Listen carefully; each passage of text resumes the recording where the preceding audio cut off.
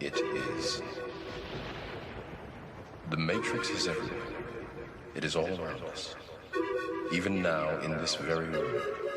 You can see it when you look out your window or when you turn on your television. You can feel it when you go to work, when you go to church, when you pay your taxes.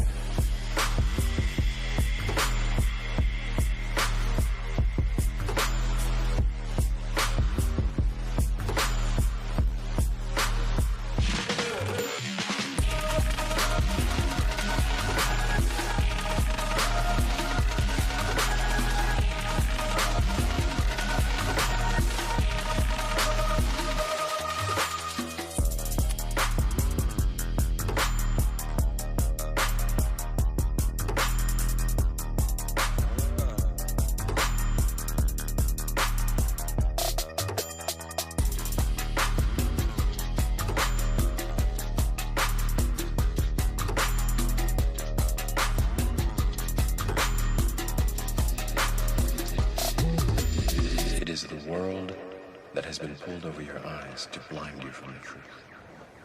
What truth? That you are a slave